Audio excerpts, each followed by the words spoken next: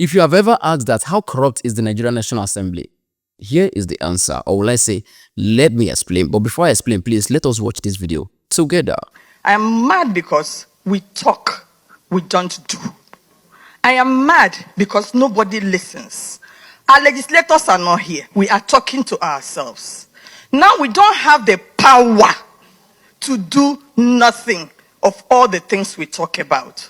We are talking about oversight. How do you account for the fact that the flight ticket to go and oversight somebody was paid for that person by the agency? What are you coming to write? You go there, they tell you what to write, they give you money, they quarter you, they give you flight, and the members will come and fight over the money that they gave to them. They will not give the clerk.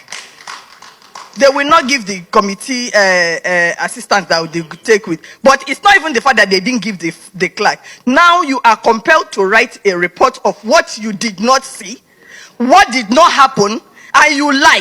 Me as a Catholic, I will just go for confession first. Then secondly, financing a public hearing. We did a public hearing last year.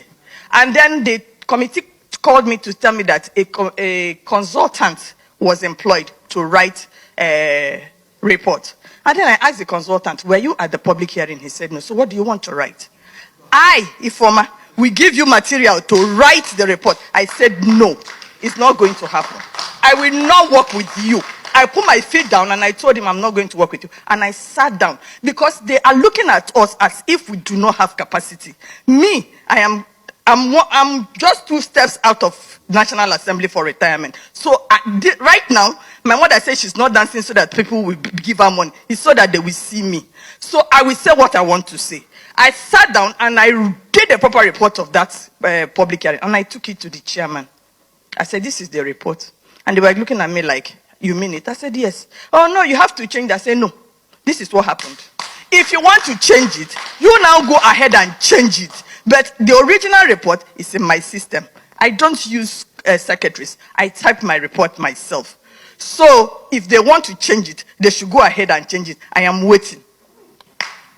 Then we are talking about punishing MDAs. They will come on TV and they will say, this Erin MDA did this. All the atrocities that have been committed in the National Assembly, who punished them?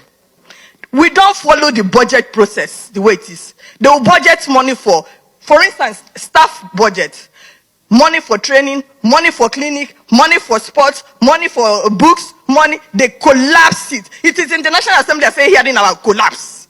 What is collapse? Sir, both of you know what collapse is. Collapse. The money now, allowances that are budgeted for National Assembly staff is collapsed. So we as citizens, because we are still citizens, first before we became National Assembly staff, and then you have no power to even go and hold a press conference because we are sworn to oath of silence. So I can't even tell the world how I feel.